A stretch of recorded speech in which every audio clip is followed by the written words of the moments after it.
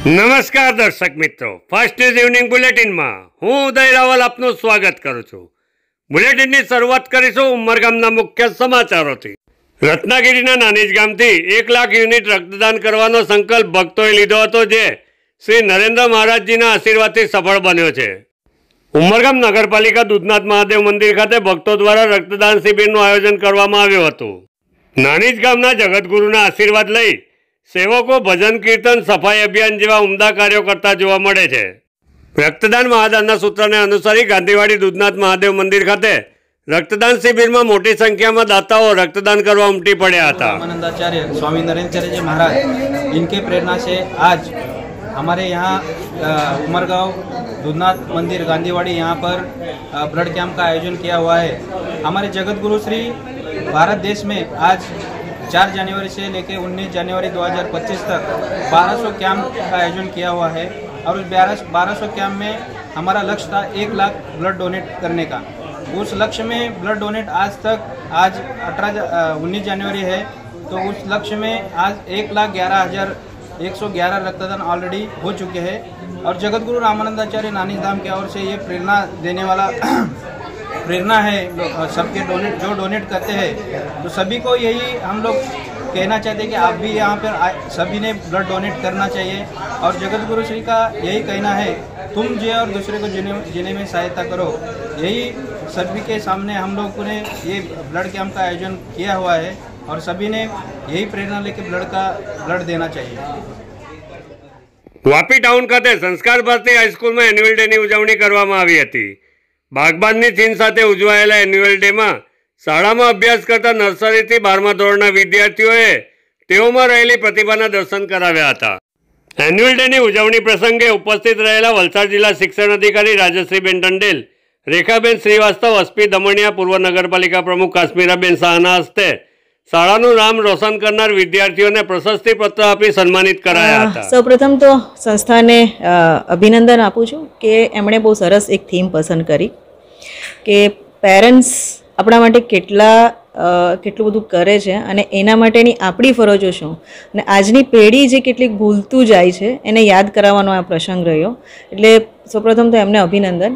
અને આવા એન્યુઅલ ફંક્શનો દ્વારા વિદ્યાર્થીઓમાં રહેલી પ્રતિભા બહાર કાઢવાનો એક અવસર હોય છે, પણ આ અવસરની સાથે સાથે જ્યારે આવા ટોપિક પસંદ થાય છે તો એક સમાજને પણ એક સંદેશો હોય છે, તો એક સમાજને સંદેશો આપવાનો અને ક્યારેક બાળક જ્યારે પોતાના આવા નૃત્ય દ્વારા કે ડ્રામા દ્વારા જ્યારે આ બધું કરે છે તો ત્યારે એને અંદર એ ફિલિંગમાં જાય છે અને બાળક ખરેખર રીતે એમાં શીખતું હોય છે। તો સૌપ્રથમ તો એના માટે અભિનંદન।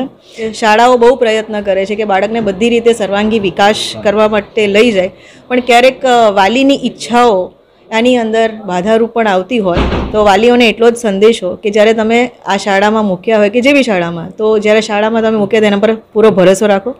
એમના ફ્યુચર માટે સર્વાંગી વિકાસ માટે શાળાઓ સંપૂર્ણ રીતે પ્રયાસ કરતી હોય છે અને પોતાના બાળક પર ભરોસો રાખે કે ઘણીવાર આવું અમે જોઈએ છે કે પોતાના બાળક પર ભરોસો હોતો એટલે ઓછો રાખે છે કે આ કરી લેશે કે કેમ, પણ આપનું જ બાળક છે તો આપના બાળક પર પૂરો ભરોસો રાખો અને એના ભરોસાથી એને સપોર્ટ કરો। આપણું તો કામ અહીંયા બેઠેલા અમારું પણ કામ એટલું છે કે બાળકમાં જે કોઈ પણ પ્રતિભા છે એને ખીલવવા માટે અમે સપોર્ટિવ રહીએ અને એ સપોર્ટિવ રહેવા માટે સંસ્થાઓ કે અમે પણ એ જ રીતે પ્રયત્ન કરતા હોઈએ છીએ। તો બસ એ જ કે આપણે એમના સપનાઓ પૂરા કરવા માટે છે, નહીં કે આપણા સપના પૂરા કરવા માટે આપણું બાળક છે, તો આટલું યાદ રાખીએ। એટલે સમન્વય સમાનતા એ નવી શિક્ષણ નીતિનો મુખ્ય હાર્દ રહ્યો છે। એટલે આપણું બંધારણ જેમ કહે છે કે ભાઈ દરેક માનવ સમાન છે, તો એને જ સિદ્ધ કરવા માટે શું કરી શકાય, તો શું કરી શકાય એ હવે નવી શિક્ષણ નીતિમાં છે। એટલે પહેલાં એવું હતું કે વોટ ટુ થિંક, પણ હવે હાઉ ટુ થિંક, એટલે નવી શિક્ષણ नीतिમાં આ મોટો ચેન્જ છે।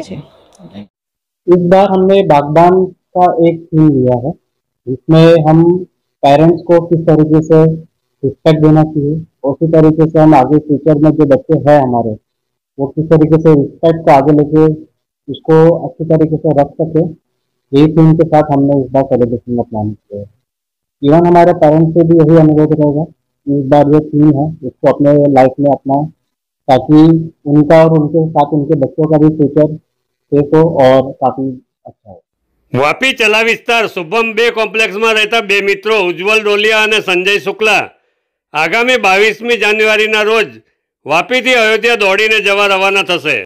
કોમ્પ્લેક્સમાં રહેતા અને સામાજિક તેમજ સેવા કાર્ય માટે હંમેશા તત્પર રહેતા BK દાઈમા અને રાજેશ દુગ્ગલ સહિતના સભ્યોએ ઉપસ્થિત રહી બંને દોડવીરોનું સન્માન કરી કઠોર મેરેથોન નિર્વિઘ્ને પૂર્ણ થાય એવી શુભકામના પાઠવી હતી।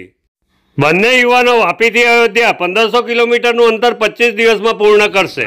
में कहा है जमीन पे चलो ऐसा कि निशान बन जाए, कुछ करो ऐसा कि पहचान बन जाए, जिंदगी जीने को तो सभी जी कि औरों के लिए मिसाल बन जाए। और आज हमारे बीच उज्जवल ड्रोलिया और संजय शुक्ला,